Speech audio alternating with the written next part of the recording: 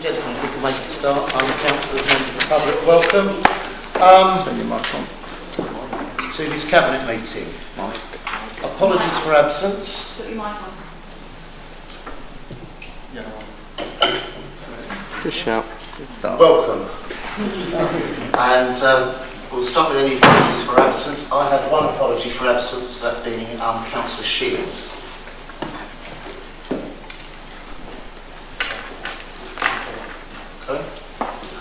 Okay, declarations of interest. No. Minutes, pages 4 to 9 of the agenda. Are we all content to approve the minutes as a sound record of what passed last time?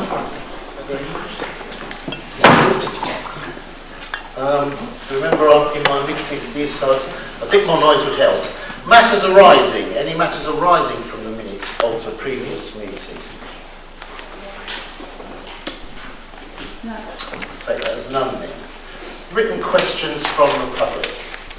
Item 5. I believe we have one written question. I'd like to...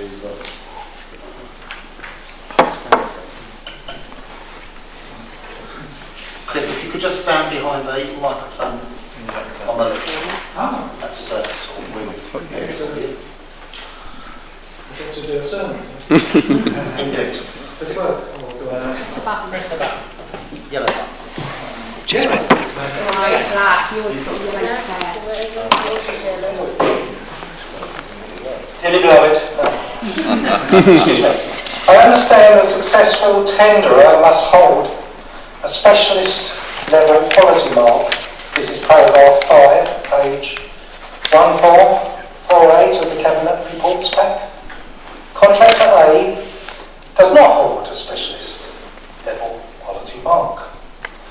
Please explain why the Council has ignored this essential criteria. Contractor B holds the relevant specialist level quality assurance standard. Any question? Thank you. Just for the record, this is a question about the award of the contract for advice services, which is item 16 on the agenda. Councillor Harlow. The question is unfortunately based on an incorrect premise. The criterion has not been ignored. Neither bidder met the quality assurance requirement when the tenders were evaluated. Do you have a supplementary question? I have indeed. Can I read it now? Yep, please do. Thank you, Chair. Therefore, who assessed whether tenderers met the quality assurance and other criteria in the specification? Could we please supply the names, the relevant qualifications and experience of all those involved? End of question. The Council has completed a robust, transparent process and is confident in the outcome. We have noted your question, which will be considered and responded to in writing within the next 15 working days. Thank you. Thank you. Are there any written questions from councillors? No. Petitions. To consider any petitions that have been referred to the Cabinet, there are no petitions. Only sign the minutes. Be signed the minutes. Bear with me a second before we continue. Thank you. Forward plan, item 8, pages 10 to 21. Any questions on the forward plan? Councillor Johnson. Thank you, Chair. Just looking at the forward plan, merely from a timetabling perspective, you seem to have an awful lot of items coming to the December the 6th Council. One item on the agenda so far for the October the 16th Council. Given the size of the agenda and the papers that we've had to read for tonight, would it be slightly sensible if there is anything that could be brought forward from the 6th of December to be brought forward to the October meeting? Coincidentally, I discussed that only this afternoon because I'm conscious there's only that one item in October.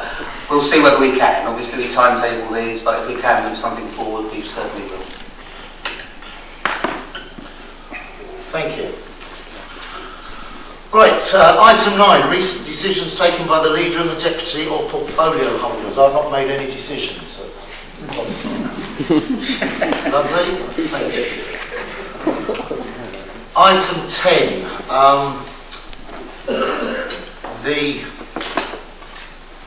local development plan submission to planning inspectorate for examination and regulation. That's pages 22 to 1702. It's recommended that Cabinet recommends to full council the Harlow Local Development Plan pre-submission publication be formally approved for submission to the Secretary of State in accordance with Regulation 22 of the Town and Country Planning, Local Development England Regulations 2012 as amended. The updated local development scheme, Appendix D to the report, is approved, and that delegated authority is given to the Managing Director in consultation with the Leader of the Council and the Portfolio Holder for Environment to make and approve any minor and inconsequential amendments to the documents to be submitted in support of the Harlow Local Development Plan pre-submission publication arising from completion of ensuing technical studies. Who's moving that? Councillor Purton, and I'm seconding it. Are there any questions? Oh, sorry. Thank you, Chair. Well, obviously, I apologise for the thickness and the weight of the local plan. Obviously, it's an indication of the amount of work that has gone into producing the local plan, that has to go into producing the local plan, because it is a very technically heavy process.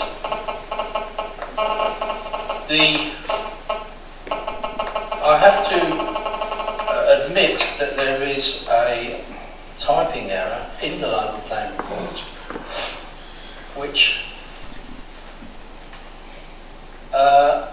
is on paragraph 12, which is at the beginning, fortunately, on the first few pages. And the following sentence has been omitted, which obviously will be included after tonight. The following sentence is, 3 petitions were received seeking to remove, in total, 8 housing sites, brackets, east of Catherine's, south of Clifton Hatch, Riddings Lane, Fennels, Pollard Hatch, 2nd Avenue, Jocelyn's and Barmead, close brackets. The sentence will obviously be added to the report before next Thursday when it goes to the full council. As the Chair has already explained, the recommendations are in 3 parts. First of all, to approve the plan. Secondly, to approve the scheme, which is on a separate piece of paper, which is the timetable for producing all the different aspects of the local plan. And then obviously the ability between now and when it's submitted to make any minor inconsequential amendments. We've discussed the details of this local plan, not only in the council on a number of occasions, but obviously the details, technical documents and progress has been the subject of routine local development plan panel meetings on which members sit and obviously receive reports from officers. So I'm sure everybody's relieved that I'm not going to go through the whole report. What I would like to do is to bring members up to date with some developments that have occurred since the last time this was discussed. First of all, I've been able to withdraw the official objection that I had made on behalf of this council to the Epping Forest District Council plan. Because the two specific parts of my objection, which were first of all that there was no details of highways shown on the plan, and secondly that there was no indication of how they intended to provide social housing. Both of those elements have now been addressed to my satisfaction, so I've been able to withdraw my official objection to the Epping Forest District Council plan, which I have to say Epping Forest were very grateful for.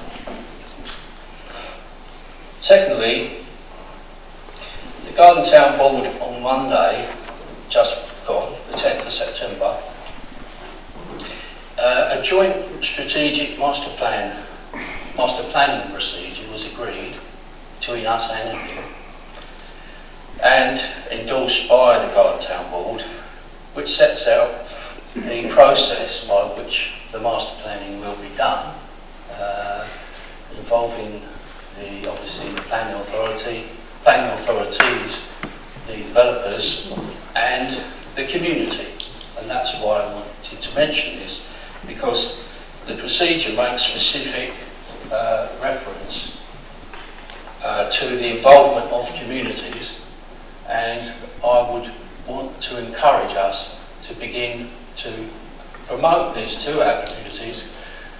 I asked for confirmation that as far as the Epping development beyond our boundaries were concerned, that the communities that would be involved in the consultation could be over the boundary, in other words, Harlow communities, and that was confirmed. So I think we need to look very positively now at communities being involved in the process of strategic master planning, because in that way we can ensure that they have their say, and they can be sure that any benefits which they may accrue to the community are delivered in the way that they would want. So I hope that we would take advantage of that process. So, obviously you've moved the three parts of the recommendation, Chair, and I second.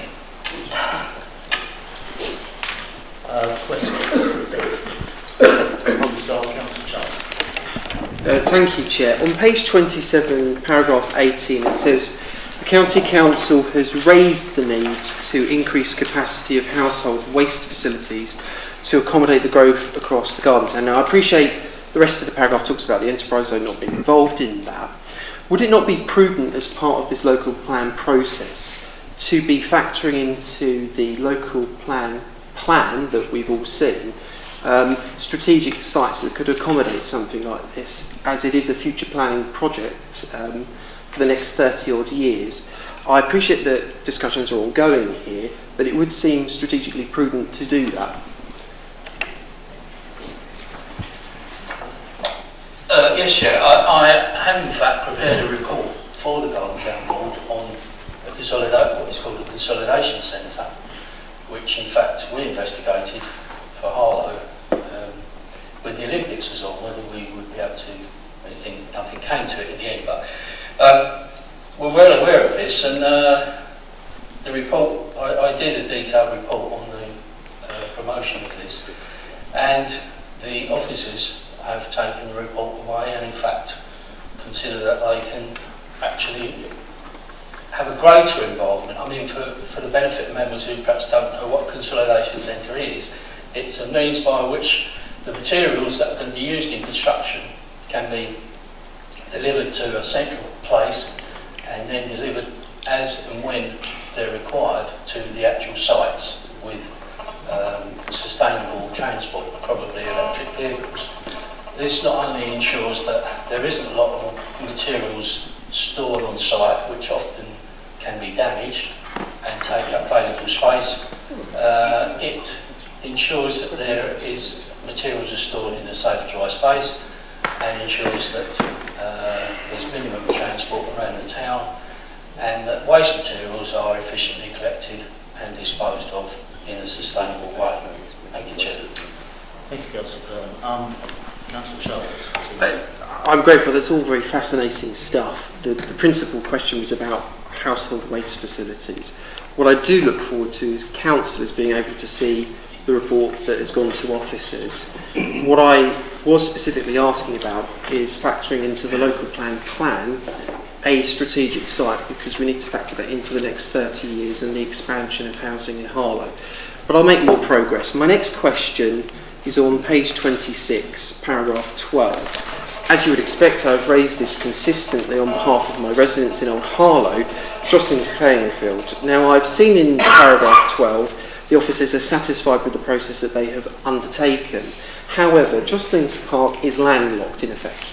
It borders a dual carriageway, and the narrow access to Jocelyn's Park is bordered by 2 houses on Broadway Avenue. How realistic do officers believe plonking nearly 10 or so dwellings is with the right infrastructure in place? It seems to be, it doesn't really stack up. Well, I don't know. We have no specific proposal at the moment to plonk 10 dwellings on that site. I suggest, obviously, if any proposals do come forward, that's the time to make these points during the process of the plan application. But I think that we're well aware of the difficulties of this site. The indication of the local plan that accommodate 10 dwellings is really an indication of the development potential. It's not necessarily represent our intentions. And I would suggest on this site that Councillor Charles keeps calm and waits to see what happens. Well, I'm grateful for that sleight of hand by Councillor Purton. The fact remains is that this authority has designated it a site that could potentially have 10 or so dwellings, and it hasn't factored in the infrastructure needs and the lack of facility to accommodate that. So this will be an ongoing issue for local residents, but I'll make more progress on another question. Councillor Purton has refused to respond to the Churchgate Residents Association and myself about the closure of the road and the allegations there. He made an elaborate accusation that a number of authorities were involved in an internal investigation which was proved false. Will he now make a cast iron guarantee that Churchgate Street's road at St Nick's School will not be closed?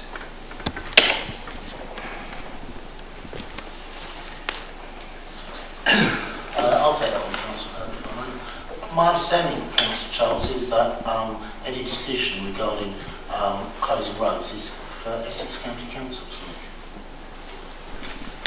I'm grateful for that. Could I also add comments, Chair? Councillor, if we could... We're grateful for that.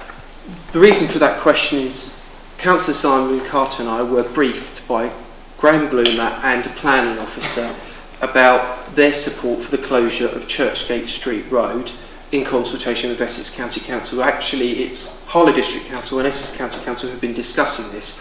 I, as the local ward council, am trying to get to the bottom of this and get a definitive answer that that road will not be closed. That's all I'm looking for as a ward councillor. And the definitive answer will come from Essex County Council. No more questions from me. Any further questions? Councillor Hart. Thank you, Chairman. I have 4 questions. The first one actually relates to the East Herts local plan, in which, not in one but 2 places, it has been amended to say that the sustainable transport corridor running north to south will now not go to the south of the town, but only to the urban area of Harlow. Whereas on this policy document, they're clearly shown it's going. Can you clarify what the actual position is? Yes, the sustainable transport corridors are, because obviously we're planning this jointly with East Herts and Epping Forest District Council, are shown connected between Gilston down to south of Harlow, to south west of Harlow, to east of Harlow.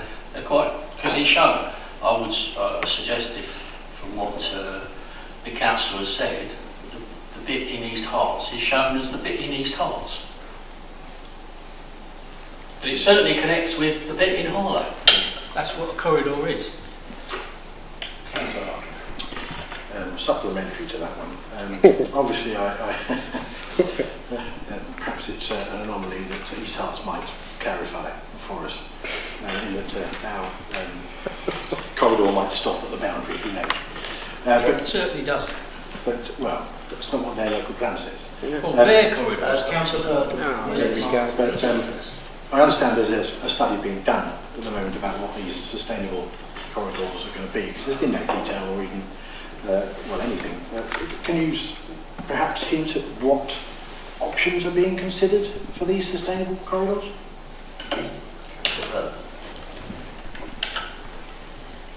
Yes, the councillor is quite right that these are the subject of one of the numerous work streams that's been established by the Cardiff Town Board. And the sustainable transport corridors are to contain facilities for, in priority order, walking, cycling and public transport. They may not all be provided on exactly the same line, but they certainly are provided as part of the corridor. There are a number of, obviously with walking and cycling, it's fairly obvious what the provision would be: a safe, continuous, fairly as level as possible surface on which to walk and cycle. The question of what public transport provision will be put forward as well is obviously the subject of more debate about what our aspirations are, how high our aspirations are for public transport, ranging from an existing deregulated bus service, which is the lowest possible aspiration, which I don't particularly find very exciting, or up to a purpose-built rapid transit system, which is obviously the highest aspiration, which I think is what we should be aiming for. But no decision has been made yet. There's still worse details under discussion, and even when it's decided, obviously it'll be several years before it's provided. Thank you. Third question? Yeah, another three, unfortunately. Again, going to the East Herts local plan. It specifies the enhancement of the existing crossing, story of the crossing, into a dual carriageway, which is fine. It also specifies that there will be a second crossing.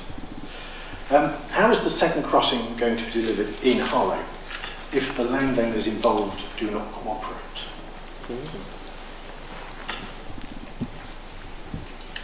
Well, I presume the council's reference to the second crossing is the second stalk crossing, which is shown at the moment on the plans that have been submitted for a HIF bid, which is a scheme that Essex County Council and Hertfordshire County Council have bid into, whereby the government makes available funds for infrastructure that will enable housing to be built earlier than it would otherwise be built. It was agreed between Essex and Hertfordshire that Hertfordshire would be the lead authority in submitting the bid. It's been through the first part of the process and now into the second part of the process. This envisages a connection from Hillston Park development, or East Herts, part of the Garden Town, across the Stalk Valley and connecting into River Way at a new roundabout, approximately at the junction of the entrance to where the HTS depot is, just over the railway bridge. The part of that route, which nobody's decided yet whether that would be the A414, but part of that route is obviously the subject of considerable road improvements that are taking place at the moment, which is obviously, some of them have been done, some of them are underway, some of them are only at the early stages where the utility diversions are being made along Edinburgh Way. But that is the Essex part of the new route.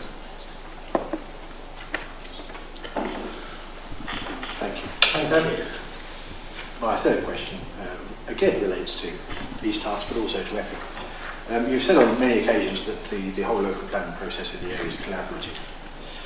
I'd like to ask you how many of the 3,170 affordable rented homes in the East Herts local plan will be offered to the Harlow waiting list, and similarly with the Epping number?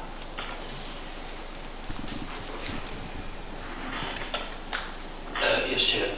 That is one of the considerations that's in one of these numerous work streams as to how we can look to combine our housing lists. I don't know of any outcome to that discussion at the present time. I'm not personally involved in that particular work stream. It's not something that I have a direct role in, but I know there are discussions taking place about how the social housing that's required to be provided on all the sites will eventually arrive with, how tenants will arrive at those social housing units. The details of that process are still, we haven't even started looking at the strategic master planning yet, let alone that sort of issue. It's early stages. More work to be done. Excellent.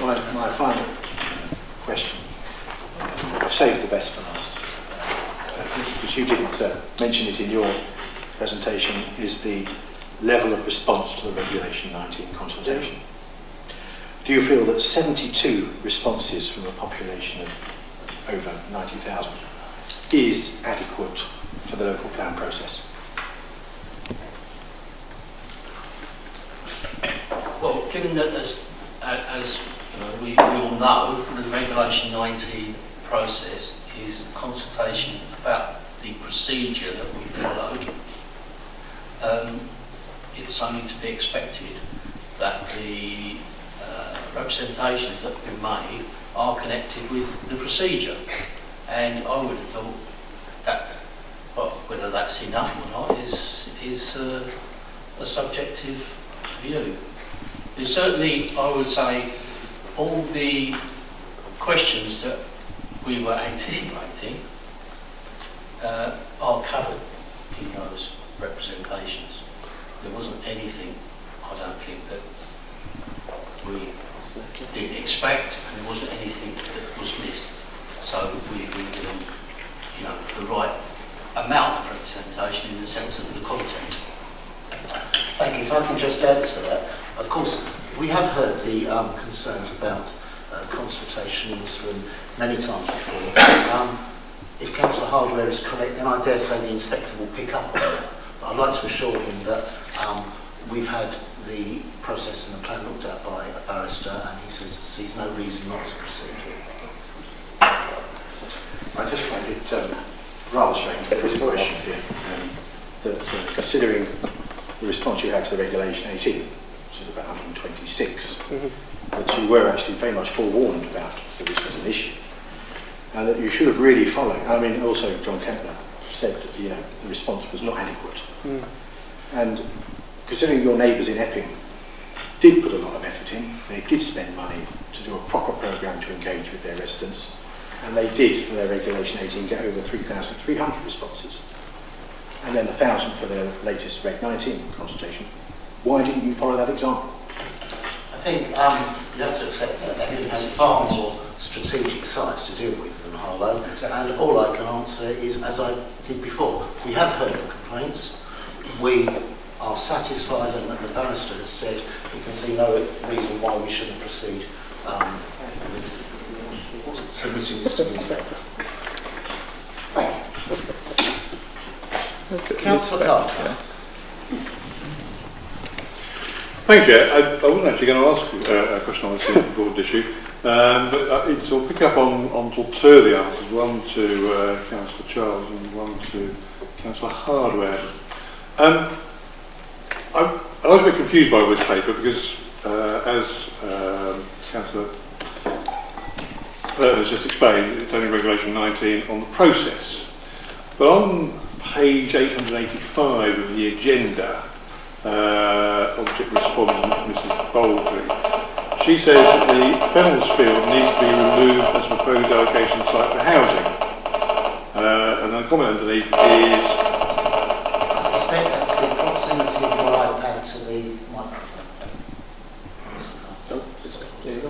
Stop.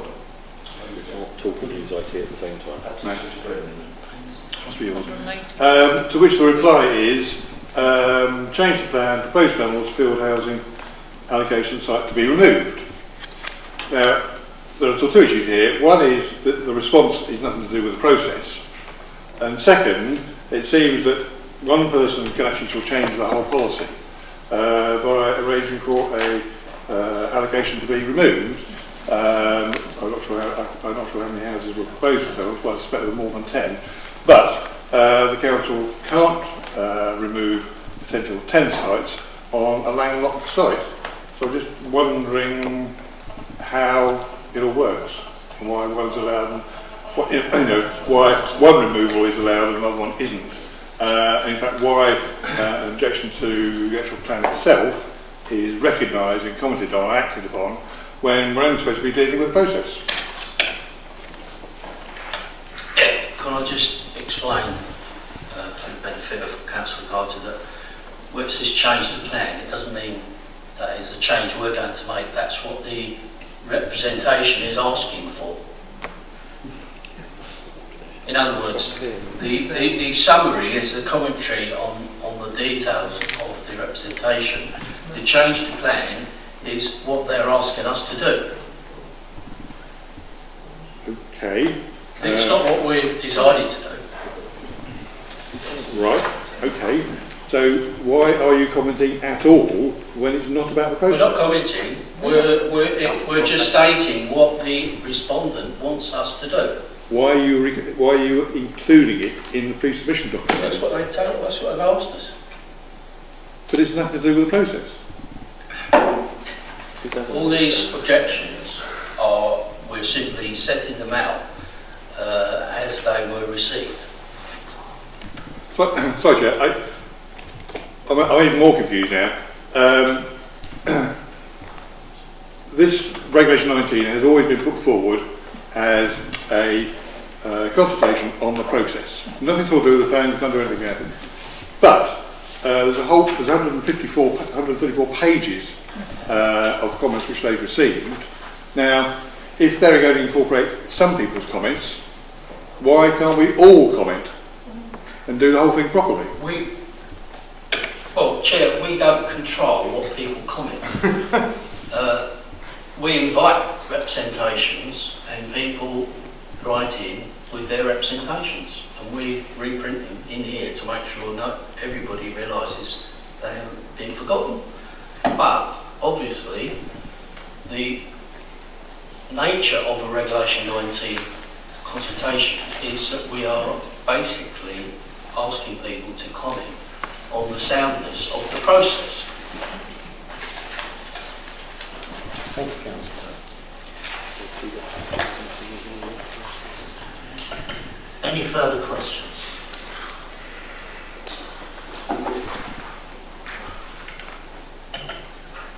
Statements. Councillor Harlow. Councillor Harlow. Thank you very much. I'm just trying to get my notes up again. Was there something you wanted to say? Was there something you wanted to... Yeah, I'm just trying to get my notes up.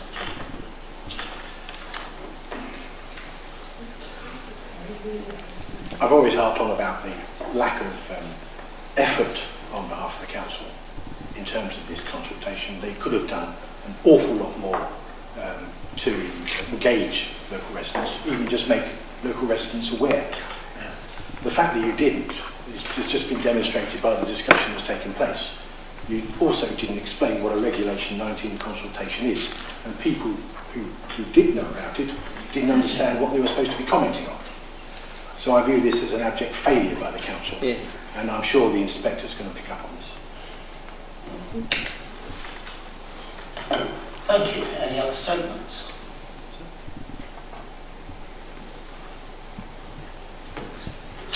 I'd like to make a statement. This is an exhaustive piece of work. I've been in attendance at some of the meetings, and I'd like to congratulate the officers that worked on it. It's been painstaking and a huge mountain to overcome. I'm very pleased that we're in a position where we can get it in before the deadline of the 24th of January. Councillor Kirk, summarise? Right, so are we agreed to recommend, the Cabinet recommends to full council items A, B and C of the local development plan submission planning inspectorate for examination under Regulation 22. Agreed. Thank you. Moving on then to item 11, that's on pages 1373 to 1391. So moved, Chair. Going back in the past, perhaps. Thank you. Just for the record, Councillor Daniels, I'd just like to read out what it is so that anybody watching the video knows. This is recommended that Cabinet acknowledges the projected outturn positions set out in sections 3 and 4 of the Appendix A to this report for the first quarter, April to June of 2018 to 9, as follows. An adverse variation in controllable budgets of 109,000, representing 0.18% of the gross general fund budget, a total projected underspend of £429,000, representing 0.71% of the gross general fund budget. The Council performed on or above target for 47 out of 48 of its quarterly performance indicators. Councillor Daniels. Yes, move that. Just following on from what you said, Chair. And I second. Yeah, thank you. It's really showing quite good control. Most of the savings that have been made last year, in fact, have been incorporated into the base budget, so things are quite tight this year. There's a significant risk within the budget relating to the uncertainties regarding the costs of the new responsibilities faced by the Council since April in respect to homelessness duties. The current forecast is that these new responsibilities could impact by as much as £190,000 in the current year. And we obviously must make sure that next year's budget takes all of that into account. The general fund budget is projected to be 4.75 million, which is 2.25 million above the approved recommended minimum level of 2.5. So we're quite okay in regards to the balances and unexpected hits at the moment. But it is important, particularly in regards to the present political climate with Brexit and so on, to be absolutely certain that we're actually watertight. There are other balances that we hold as well, in case the work of the local authority is disrupted by measures beyond our control, particularly with the chaos we have at central government level. Thank you, Councillor Danvers. I may speak later on this. Any questions? Councillor Carter. Thank you. Just to clarify that in paragraph A2, we're talking about 0.71% of the gross general fund budget. £429,000 is 0.71% of 66 million. If I can just refresh Councillor Danvers' memory, back in January this year, he moved a general fund budget of £13,384,110. So therefore, 429,000 is 3.21%.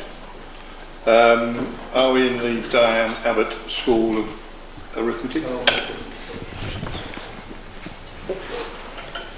Councillor Danvers, if you could respond to that. So the figures calculated in the report are based on the Council's gross budget. The budget that was set back in January and approved by Council in February approves a net general fund budget. The difference relates to the income and other grants that the Council receives, and we base the figures in this report on the gross budget, not the net budget. Right, so if I may come back. So you're including items like housing benefit and so forth, which are not controllable elements of our budget. Cool. They will be part of the calculation, yes. But with the greatest respect, they're not part of the controllable element of our general fund budget, and therefore we have no control over whether that's going to be in surplus or deficit. I thought the whole purpose of these reports was to show the performance of the council how the council are doing. I think the point in the recommendation, bullet point 2, talks about the total projected underspend on all budgets, but obviously we can have variations on the benefit subsidy elements, both on expenditure and income, and there is a risk to the council that there is a net impact on the council as a result of variations in those two major areas of income and expenditure for the council. So just finally on this point, so whereabouts can I find the £60 million figure? I can provide that to Councillor Carter tomorrow. It's derived from the information that we use to determine the figures that are presented to Council in the Council tax setting resolution. No. Thank you. Any other questions? Not on the general fund, no.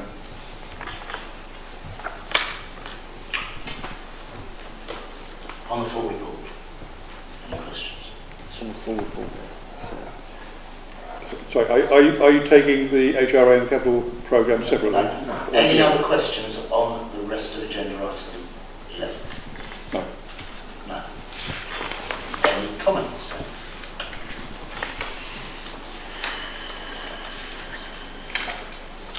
Okay then, let's move on.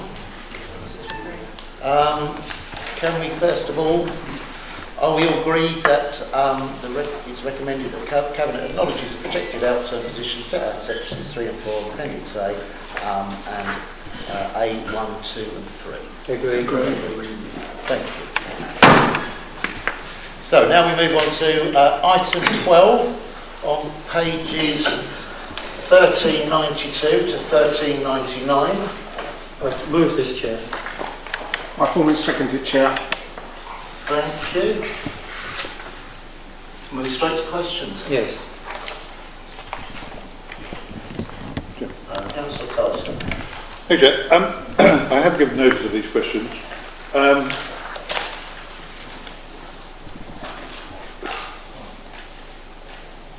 In paragraph 10, we're talking about HRA balances and also the final settlement with Keir Harlow.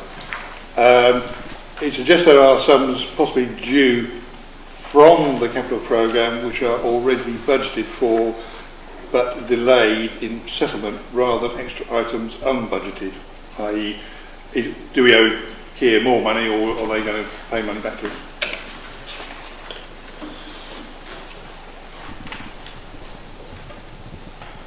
Sorry, could you just repeat the question, sorry, Councillor Carter?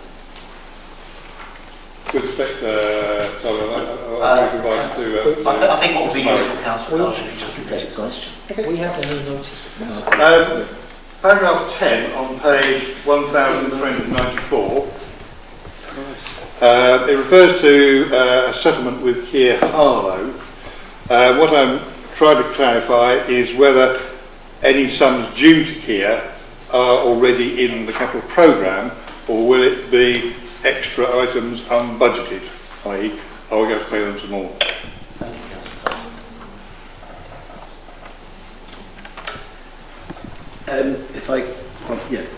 I think the answer is that some have been budgeted for in the 2 years leading up to the settlement of Keir Harlow, and some unknown costs, and that was a charge to how the capital programme had been identified at quarter one. Very good.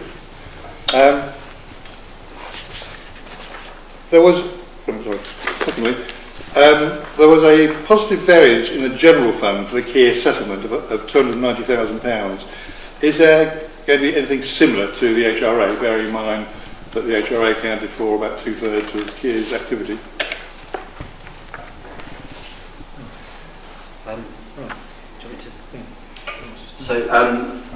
The final settlement reflected in the general fund report relates effectively to the final dividend that was paid from the JV Co to the council, and the practice that has been operated within the council's accounts for dividend payments through the duration of the JV Co arrangement was that those dividends were received by the general fund to be applied to any activity that the council saw fit. Thank you. So it's actually a dividend that we're talking about? Yeah, okay. That's helpful. Moving on to Appendix A, the actual detailed variances on page 1398, if anybody wants to delve that deep. We're reporting on, or you're reporting on Q1. Already there's a forecast shortfall of £256,000 on dwelling rents, which seems to be quite a high figure for Q1, well, to be identified in Q1, which suggests perhaps there may have been an error in the calculation.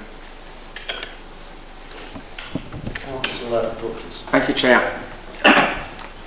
Voids management demonstrates good performance against the increasing challenges being faced. Those include properties that have been handed back and not meeting decent homes. The level of void dwellings is regularly kept under review, reported, and will, as normal, would be considered alongside the budget setting when we do 2019/20, along with a refreshed HRA business plan. I'll take those as a yes then. On the next slide, it's basically the same question about garage rents, already forecasting £156,000 lower income, so already identified in Q1. Again, has something gone wrong in the budgeting? Thank you, Chair. Nothing's gone wrong, Councillor Carter. This is obviously an ongoing trend and an ongoing issue. There still is a trend for low demand for garages, generally continues over the last 3 to 5 years. Whilst there's a number of garages available for letting, they are not fit for purpose or in the appropriate location. The waiting list indicates that garage applicants are particularly waiting for a specific garage or a specific block, which is highlighted in the first quarter of this year, Councillor Carter, when we made, as a council, 241 offers of garages to residents in this town. Only 100 were accepted.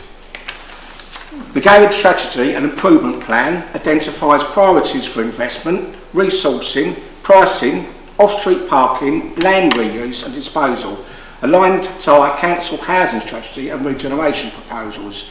A review of the garage strategy and improvement plan is undertaken annually and aligned with the level of the housing revenue account business plan resources. Thank you. Would have been helpful to have a little addendum to show the improvement plan for the garage rent, but that's all good news. I think we need questions on that, aren't we? And he's asking his questions. He's asking his questions. Right. Now, finally, on... Oh no, that's on the Housing Capital Programme. I'll wait for that later. Okay, sorry. Any other questions? Let's move on to statements.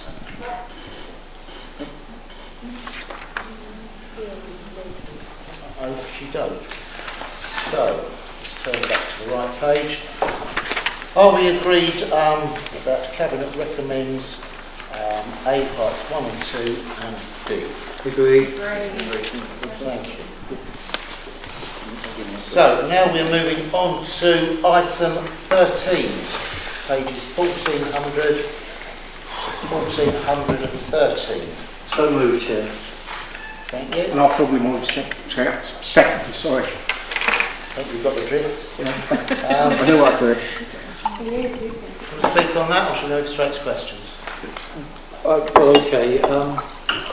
The housing capital programme includes works which continue to deliver significant investment plans for the council's housing assets, and we're building increasingly on a decent home standard, improved energy efficiency.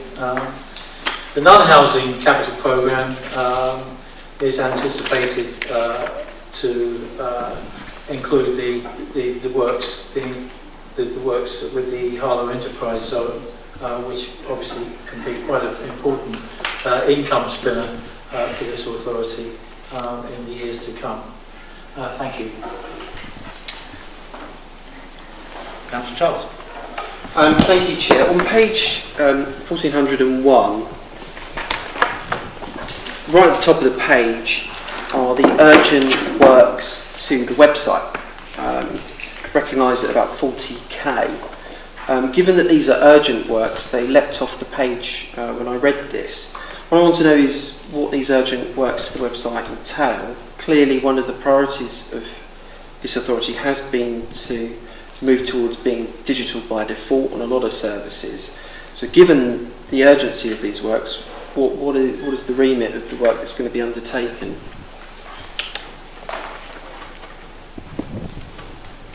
So I think essentially we're looking to look for a new website provision and start effectively from scratch to build a new and fit for purpose website for this council services. So I recognise the importance of that, but I would have thought there would have been pre-planning for a new website. Most organisations plan for websites 3 years in 3-year cycles. Why is it so urgent now? Has the pre-planning not been undertaken? No, I think there's been considerable work undertaken, both reviewing existing content and looking for areas where we need to have facilities on our website that enable customer engagement to be significantly better than it is at the current time. So this is about now being in a position to have the resources available to take the next step in the procurement of a product that we can then develop into a website that will be fit for purpose for the council looking forward into the future. And I'm grateful for that answer. It opens another question. Clearly, we've all been getting to grips with GDPR, so that's one particular issue that may factor into building out a new website. But also, are there any additional security features that you need to add on to the website that aren't currently there on the existing website? Yeah, I have to admit actually there probably are items that I'm currently not aware of, but we will obviously be checking that all of our systems that we implement are compliant with all the current and potential future requirements for security of data, and that will be a key part of the project.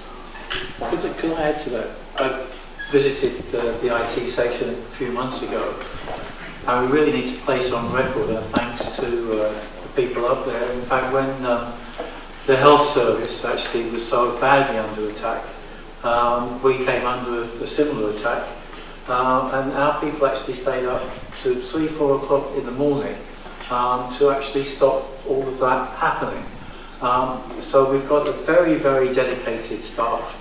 Fortunately, we haven't gone to contract where somebody would actually say, oh, it's 4 o'clock, I'm going home. We've actually got people who are actually able to work for us directly, who are absolutely really dedicated to making sure that we have a robust system, Chair. Thank you, Councillor Danvers. Any further questions? Councillor Carter. Thank you. It's paragraph 15, page 1403, heating system replacement programme. Urgent works put in place to... replacement programme commenced in 1718 and continues into 1819 with a budget of £1.7 million. Includes consultation with residents. Full completion of the project is currently forecast for March 2019. Now, we did ask from this side of the chamber last year about a heating replacement system that was going to go into old people's homes, and the council, in its wisdom, then deferred all that work until after the winter. I'm just therefore a bit, well, in fact, I'm very surprised that we seem to be loading 248 individual properties with the prospect of no heating during the winter time again in order to achieve that deadline. Just wondering why. Yeah, this administration has answered this question on numerous occasions, and I welcome the question, Councillor Carter. We have made a commitment that we won't be entering into people's homes and disrupting their heating during the winter months, and we will keep that commitment to the residents of this town, and I can assure Councillor Carter that if the weather is adverse in March, we won't be starting that work until it is. Thank you. Thank you. That's very reassuring. Any further questions?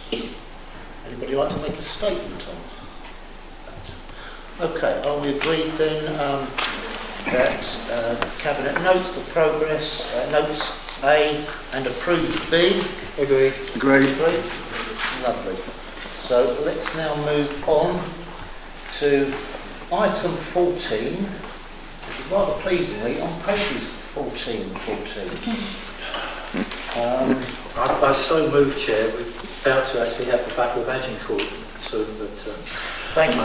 Before we move it though, Councillor Danvers, just for the record for the viewers at home, it's recommended that Cabinet notes the annual Treasury Management Report for 2017 and 18, including that the Council operated within the Treasury Management Strategy Statement during 2017-18, and that the report is recommended to full Council for approval. And B, notes the issues the outcome of the EU referendum is creating and their impact on the Council's Treasury Management activities. Councillor Danvers moves it and I'll second it. Thank you. Do you want to speak on it? Not particularly, but I'll answer questions, Chair. Let's move straight to questions then. Anybody like to make a statement? Do we all agree? No A and no B? Agree. Thank you. So now we're moving on to item 15, the award of the contract for domestic waste and recycling, 1432 to 1446. Let me read it. This is recommended that A, the most economically advantageous tender for the contract for the provision of domestic waste and recycling collection and allied services submitted by bidder A is accepted, subject to formal contract, and that delegated authority is given to the Managing Director in consultation with the Leader of the Council to make the necessary contractual arrangements. Before we start, could I just remind all councillors on both sides that this is it's a live tender, I think the term is, so any legal or financial questions, can you save them and we can answer them in closed session at the end. Thank you. And I am the seconder. Thank you. Oh. Okay, I'll move it if you'll second it. I will second it. Right. Councillors, I think this is good news for Harlow. We are looking at waste collection that will be seamless in terms of its delivery, and it offers real benefits. There will be an ICT-based real-time link between the Contact Harlow, crews in the fields, and the office at the depot, so that much better information can be shared with users. This means that the drivers and operators of the vehicles have live information that they can share and offer a more responsive and direct service to our residents. The ICT solution lets crews receive instructions mid-round so problems can be fixed more quickly. It provides prompts and reminders as work progresses. So, for example, that the next house has an assisted collection, so the work is even more reliable. The core service that residents already understand will be retained, ensuring continuity, minimising calls for confusion. There will be a brand new vehicle fleet, reducing carbon footprint. The contractor will take bulky items away and sort out what can be reused for third sector partners, instead of residents having to wait for the partner to assess the item on the doorstep and possibly reject it, resulting in a further wait. Textiles, small electronic waste items and batteries will be collected at the curbside, improving recycling and providing an additional service for residents. There are other benefits as well, but I'll stop there. Questions? Councillor Charles. Chair, I have a few. My first question covers page 1432 onto 1433. In the background commentary for this report, leading into the wider detail, it talks about an open procurement process. When you follow the background right to the end, we got to a situation where two potential contractors submitted in a detailed submission. Can the council just walk me through what they meant by an open procurement process, how they advertised this tender opportunity, and how it met the procurement rules that are set down by the EU and the government? Thank you, Chair. The procurement was fully compliant with the European Union requirements, in my understanding. It was advertised on the Council's portal, which, effectively means there was no due procurement, and an open procurement is one in which people are not excluded by preconditions. So it's a fairly simple, straightforward form of procurement. I'm grateful for that confirmation. On page 1434, paragraph 10, it talks about the procurement process is required to factor in handling costs for mixed dry recyclables to be priced per tonne, and the price to be reviewed annually with inflation as for the core contract costs. Taking that into consideration, given the fluctuations around these costs, what forward planning has Simon Freeman and his team undertaken to absorb any potential increases in costs as part of this budget? Of course it would be shared with the contractor, I appreciate all of that, but what forward planning has the council done in terms of the risk of any increased costs? So, without going into detail, the current price is expected to be below the budget that the council holds for waste payments under its current arrangements, and at the moment, until we've actually worked through the full impact of potential future changes in the sharing agreement in this contract for recyclers, there is no current reduction in that budget, despite the fact that the price is actually likely to be below the current budget that the council holds. So I feel there's protection for the council currently with the budget compared with the price that's been tendered. Good, you've got a buffer. The next question I have, as per this tender opportunity, clearly the legal advice and the advice the council obtains from consultants has taken centre stage and has courted close scrutiny by all councillors from all sides. Will the council publicly announce how confident it is that this tender opportunity will not be legally challenged?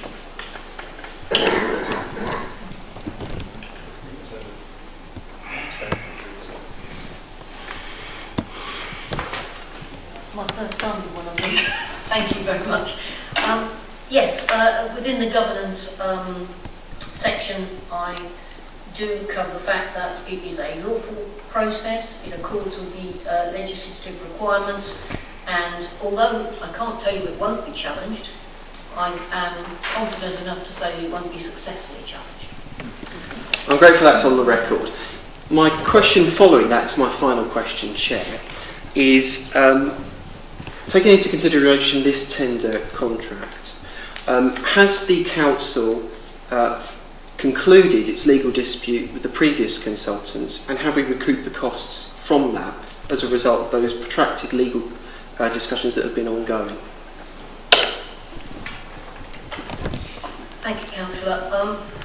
In a public venue, I can tell you that we haven't concluded that process yet. We have and continue to seek legal advice and consider that, but I can't go into any greater detail as to what that advice is or what stage we're at without potentially prejudicing the council's position, which I'm sure you wouldn't wish me to do.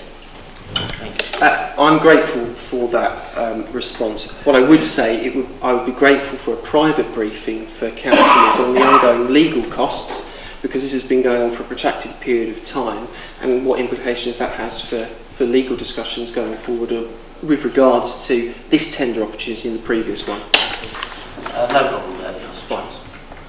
Any further questions?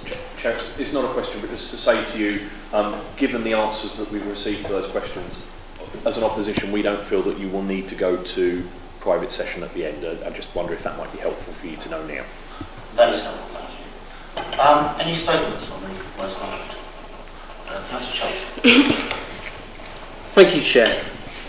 Clearly, this has been one of the most controversial procurement processes that Harlow Council has gone through in a very long time. There was a comedy of errors, undertaken by this council in consultation with consultants that led to the previous tender opportunity falling flat on its face. We now come to this new tender opportunity, and I welcome the legal officer's opinion that the consultation was conducted in a robust way, although of course she cannot predict if there will be any legal challenges. Looking at the paper that we've been presented tonight, clearly the contractor from the previous tender opportunity did not submit a bid.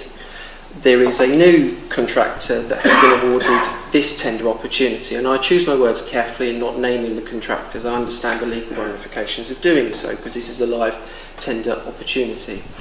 I have taken to heart Simon Freeman's answers over the buffer that he has in place for any potential increases in dry recyclable costs and the handling of that. Factored into all of this, though, is the discussion we had earlier at the local plan discussion, where Essex has raised with Harlow Council about having a facility to deal with household waste facilities in the future and factoring that into the council's overall strategy for waste and recycling, not just the process, but actually how that is dealt with and undertaken by this authority in conjunction with other authorities in this region. I wait with bated breath to see if this tender opportunity gets through the last hurdles.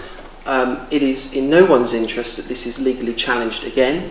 I hope that the council's processes this time round have prevented that, but I'm still very concerned about the protracted legal conversations that are ongoing with the previous consultants for the previous tender opportunity, and I hope that those discussions come to a satisfactory conclusion and that this authority is able to recoup costs from what was a disastrous process in the first place. Yes, Chair, I just want to say... Hang a minute, sorry. Sorry, Councillor Perry. Yes, I just want to if you like, elaborate a bit further on the fact that why this is such good news for the town in terms of waste collection. I think I was particularly pleased that the offer that's on the table includes active cooperation with the third sector, as it's called, and that we'll be providing a service which will be very useful to residents, where bulky items are collected and sorted out and then passed on to the third sector, instead of having this bit of a lottery where people turn up and you never know whether they're going to take something or not. So people want their things to be used where they can be, and this I think is going to be a very good improvement to the service that we provide. Also, I'm looking forward to, which we will be in the next month or so, continuing our discussions with the contractor, whoever that might be, about further information that we can provide.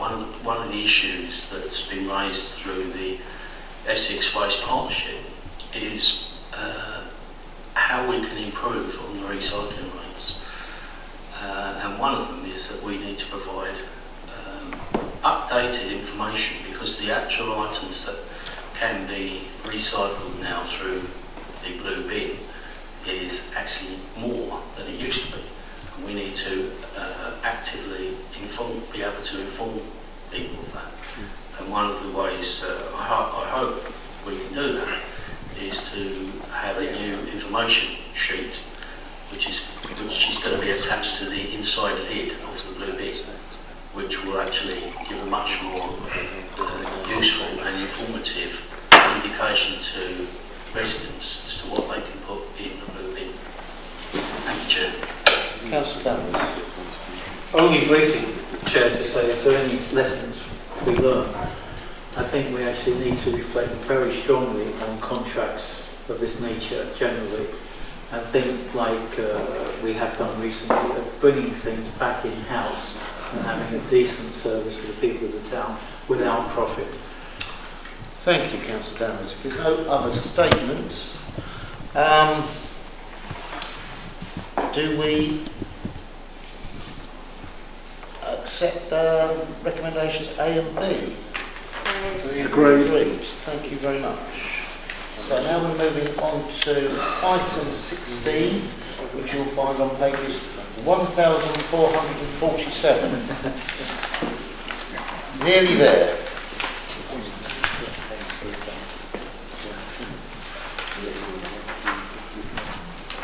This is the award of the contract for advice services. It's recommended that contractor A is awarded the contract for delivery of advice services for a period of 3 years from the 1st of October 2018 at £90,000 per annum, subject to paragraph 7 of the report, and that delegated authority is given to the Head of Community Wellbeing in consultation with the portfolio holder for community and wellbeing to make the necessary contractual arrangements.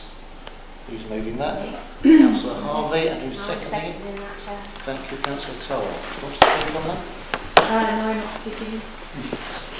Let's move directly to questions then. Councillor Johnson. Thank you very much, Mr. Chairman. Just one question prompted by the previous debate. Given the comment that Councillor Danvers has just made, which seemed to be broadly welcomed by colleagues on the Labour benches over there, why is the council not looking to bring this contract back in-house?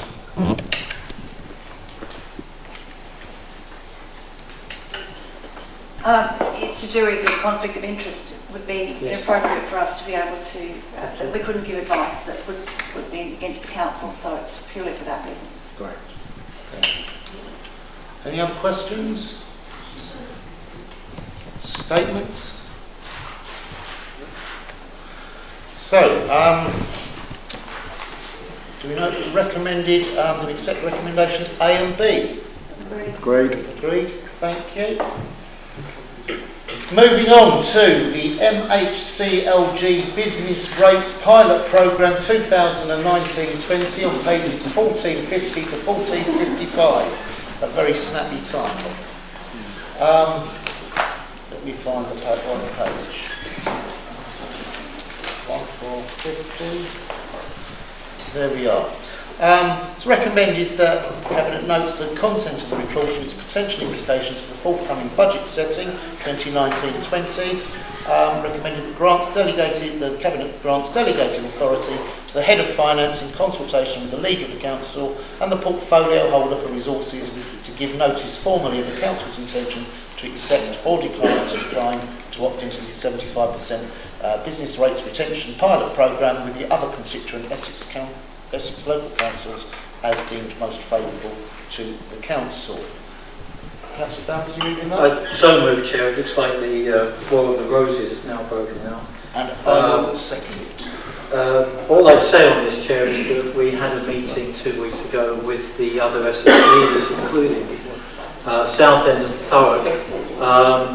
Unfortunately, it looks like Thurrock are not going to play ball because this could be worth to Essex anything between 17 and 20 million pounds. Nevertheless, we still seek to actually have delegated power. The only reason for this is that the decision will have to be taken in the next couple of weeks. I think the deadline is the 26th of September. So that's why we're seeking delegated powers.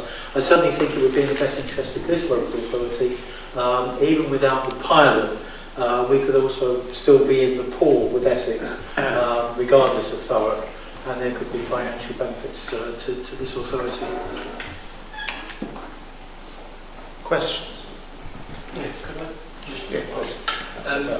Given that, obviously we're all aware that Thurrock and Southend, the unitary authorities, not part of the Essex set up, is the government insistent that they have to be included in an arrangement for Essex? No, Essex will go ahead with it, with or without Thurrock.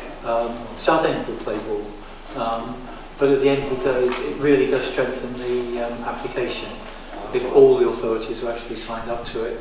And the advice that we've been given is that it's most unlikely that it will be successful if Thurrock decides to not. So any influence with the leader of Thurrock Council would certainly be very, very much appreciated. Certainly all the other leaders, the Conservative leader of Thurrock Council, all the other Conservative leaders of the Essex authorities really tried hard to put Thurrock under the spotlight at the meeting. Unfortunately, the Conservative leader of Thurrock Council was not present. So if you could dust down your address books and make a phone call, that would be great. Any other statements? More than happy to do that, although I don't know the leader of Thurrock Council. Thurrock, as you will know, have tried to keep themselves very separate from the rest of Essex. I can only say I agree with Councillor Danvers on this, which is a very rare occasion, but I'm happy to do anything I can. But I'm sure other Essex Conservative leaders will already be applying pressure to that leader. And they have and they are. Thank you. If there's no other statements, do we accept recommendations A and B? Agreed. Agreed. Thank you. So now we move on to item A, communications committees, working groups, parties and panels. I'd like to take A and B separately, please. So A is on pages 456 to 461. Councillor Harvey, are you moving this? I do. And Councillor Ford, are you seconding it? I do. Do we have any statements? Any comments? Any questions? Any comments? So are we happy to note recommendation A? Agreed. Agreed, thank you. If we move on to the referral from Scrutiny Committee, which is in the supplementary notes. I'm on the wrong one, sorry, I'll get the right one. We're noting, this is a referral from the Scrutiny Committee on their work about the review of universal credit in Harlow, and it's an update, and I'd like to move that. I second it, Chair. Thank you. I wanted to draw councillors' attention to this particular report, if I can find my notes.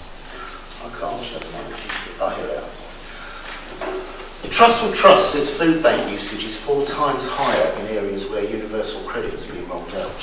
Our food bank is reporting double usage and is saying they're running out of food. The Trust says people with disabilities are being forced onto universal credit. Mind, the mental health charity, says many people with mental health problems could see their benefits stopped entirely as they're forced onto universal credit. And disabled people risk losing their homes under universal credit. The Child Poverty Action Group says universal credit will put more children in poverty. And these are findings that are supported by a government survey. Universal credit is creating hardship. The National Audit Office said this means the change to universal credit could actually end up costing the state more. Now, I'm not going to read out every item of this report, but I think it is worth noting, if you turn to page 11, the detailed comments of how this is going to affect Harlow. I find it... Remind members across this chamber that under the old system, under the Labour-imposed system, 1.4 million people spent most of a decade trapped on benefits, reliant on a welfare system that did not work. Under that system, people could receive up to £100,000 in benefits, and did, paid by taxpayers who earned just a fraction of that. Under the old system, people had to go to DWP, to HMRC, to their local housing authority, and potentially more to get their benefits, whereas now they're going to one place. And the system has been proven to work in getting more people into work, which was the aim of universal credit. We now have more people in work than ever before. We now have the lowest unemployment rates in the country than ever before. You may not agree ideologically, but I do not think anyone can disagree that the system has worked and it has pushed people into work. And many of those people are grateful that it now pays more to work than it does to be on benefits. Thank you, Councillor Johnson. Councillor Mullard. Give credit to Councillor Johnson for trying to defend the indefensible. So let's just take this on the basis, let's have the political row. The Secretary of State who was in charge for bringing up this proposal of universal credit resigned because the government pulled so much money out of it that he didn't want his name associated with it. And let's go into the numbers. There has been a 400% rise in the number of universal tenants in this town who are now in arrears on their rent, from 170 to 680 in arrears. This policy is affecting people in Harlow and is causing them abject misery. Mullard. Councillor Vince. Yeah, I'm not going to play political football on this one. I was part of the scrutiny committee, and actually I think it was a scrutiny committee where we looked at this without playing politics, and actually Councillor Charles had a comment at the time that we're not going to play politics with this. However, as Councillor Mullard has said, it is affecting people's lives in Harlow. There are people in rent arrears because of the rollout of universal credit. We can get into the politics behind universal credit, but at the moment it is here. And as a council, we've got to look at what we can do as councillors to support our residents to deal with it. So let's not play political football. I'm a little bit tired of hearing this statistic about the rise of employment. If there's a positive correlation between employment and food bank usage, then clearly we've got a problem with the terms of employment that are being. It's simple, isn't it? But let's not play political football. Let's actually talk about, as a council, what we're going to support these people. And that actually is what we discussed in that scrutiny committee. We didn't get into the party politics about it. We actually said, look, what are we going to do to support people in Harlow? Which is what I'm talking about. I'm talking about what we need to do to help people in Harlow. Thank you, Councillor Vince. One at a time, please. If I may, Chair. I certainly won't speak party politics about this. I want to speak from my own personal perspective as a professional that's helped disabled people into employment. I worked for a national charity that worked on both work choice and work programme that helped thousands of individuals, whether they were disabled or people that had a range of difficulties, work their way into full-time employment. And that's a national success story that we should all congratulate the charities that work in this country alongside big government contracts that aim to do that. As Councillor Johnson has said, there is record employment levels in this country, and that's a success for disabled people that wanted the opportunity to work. And if you look at the charities that help people into employment, you see time and time again the case studies of people who are sitting on benefits, wanted to work, got employment, and are now living a fantastic life, thinking that they are contributing to society through their employment. They're happy, they're living positive lives, and that's what we should all encourage as councillors and work with those individuals when you look at what the charitable sector is achieving. Clearly, at the Scrutiny Committee, I thought there was a good discussion with the DWP manager for the local area. Some of the questions I asked, of course, that are important to all councillors were the support that is given to vulnerable people, whether they be disabled, have learning difficulties, or anything like that. I thought the response from the DWP manager was very helpful because it showed the support that people are given in order to navigate universal credit. In particular, the government has moved to bring in support measures for individuals who are in arrears. They are speeding up the process upon which people can access universal credit. That came in April, and they are trying to address some of the issues around advances so that people transitioning onto universal credit get better support. Clearly, this is rolling out across the country.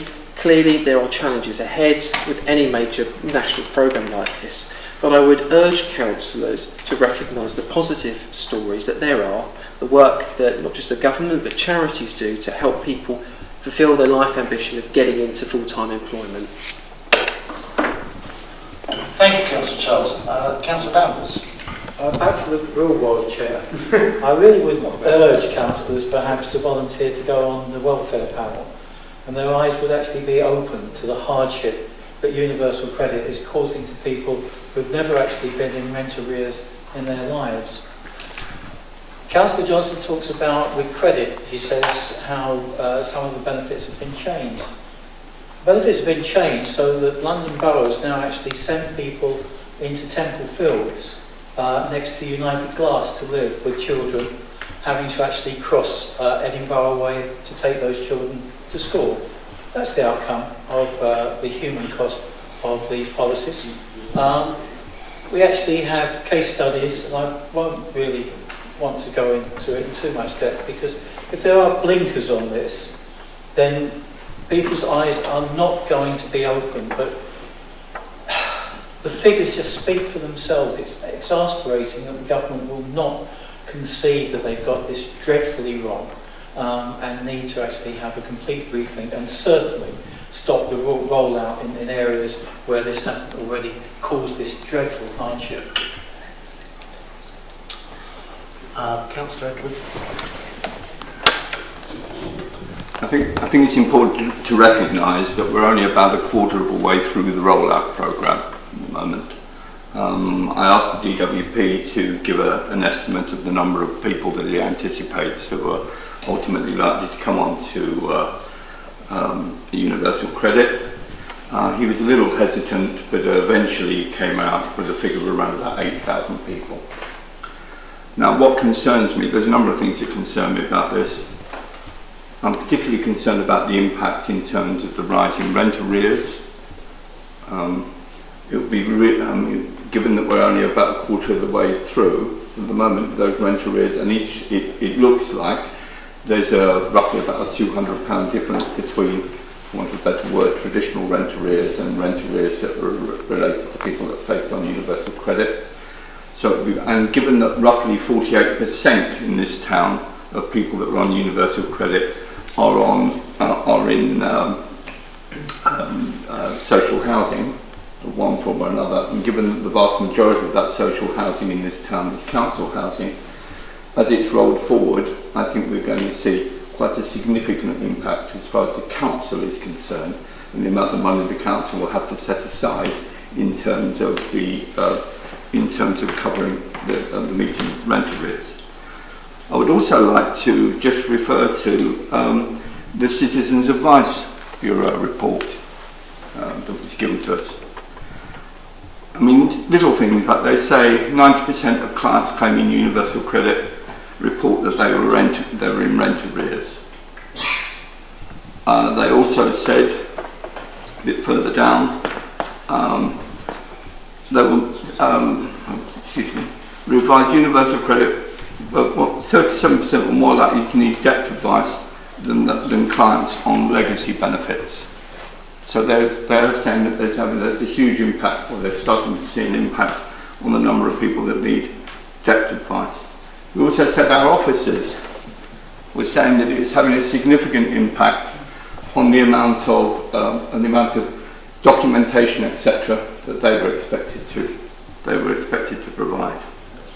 We also said the Citizens Advice Bureau was saying we've also seen a rise in referrals to make an organisation. So we've also seen a rise in the number of referrals we make to organisation offering support, and specifically mental health support. So they're already evidencing that the rollout of universal credit is impacting on those requiring mental health services, an increase in the number of people requiring mental health services. We've seen a marked increase in the number of clients whose universal credit are causing their mental health to deteriorate. We've had a large number of clients expressing that they cannot cope, and universal credit issues are directly impacting on their well-being. We've also had reports that landlords are refusing to accept tenants on universal credit due to the delay in processing housing payments. These are statements that are not being made by the council, they're not political statements, they're statements that have been made by the Citizens Advice Bureau. So I have marked concern about the rollout of universal credit and the way that it's going to be impacting. I appreciate that there have been some changes. I appreciate that initially, appreciate in terms of the amount of, for want of a better word, debt that people can take on to enable themselves to manage universal credit has been changed, so you can now get, a month up front, and the extended period, you then get 12 months to sort of pay that back. Nevertheless, while they're paying that back, people are on reduced benefits. What the government has done is effectively, as it were, taken away benefit on the one hand and turned it into a debt on the other hand. And so I'm very, very concerned about the impact that this is going to have as it rolls forward over the next sort of 2-3 years, however long it's going to be before we finally get to the 8,000. Thank you.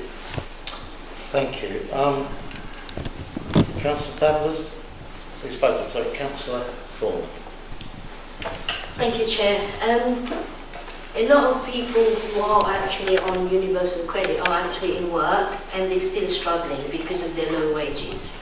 And what we don't want to see is people have to go to food bank or get into arrears, like Councillor Danvers said. You know, if there's a welfare panel here and you see a lot of issues this way.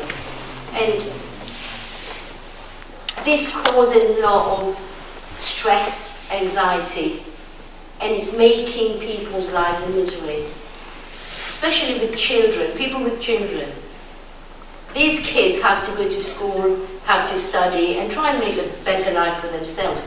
But with parents on arrears in their rents, and especially if they are in private rent, they become homeless. And homelessness will start increasing, and they put in B&Bs. What kind of a life is that? Or they go to Templefield, like they were saying. London send their people there. This is not a life we want to give people in Harlow. We want to give them a better future, and so that those children are our future and they get a better way of living. And that's what it's about. So really the government, I hope Robert Halfon will understand that and will go to the Commons and explain the issues that are happening in Harlow, because this is not a way of living. Thank you. Any other statements before I round up? Okay. Look, nobody objects to the idea of rolling many different benefits into one. Nobody objects to simplifying a system that enables people to work when work is available and simplify the benefit system so that it provides a safety net when needed. The idea isn't the problem. It's the implementation of it and the effects that it's having. This report shows an increase in mental health issues in Harlow. This report shows increased rent arrears for residents in Harlow. This report shows increased threats of homelessness, especially for the vulnerable. This report shows a record use of food banks, despite the levels of employment. Members of the opposition here today have said that's a thorough success. Clearly I need to get out my dictionary because that's not my understanding of the definition of success. Are we all agreed that we note item 8B, the referral from scrutiny? Agreed. Thank you. Moving on to the minutes of the working panels and working groups. I plan to take these on block, so that's minutes of the meeting on Wednesday, the 25th of July, the shareholders subcommittee, minutes of the meeting on Thursday, the 9th of August, the Cabinet Overview Working Group, together from pages 1462 to 1480. Any questions? Any statements? Do you note that? Thank you. Any matters of urgent business? Item 20. No. We don't need to do item 21. So I'd like to thank the patience of the members of the public who forego the recorded version of this meeting for the excitement of seeing it in the flesh. I thank the members opposite for their probing questions. I'd like to thank the officers for attending their support and our councillors for their erudite answers.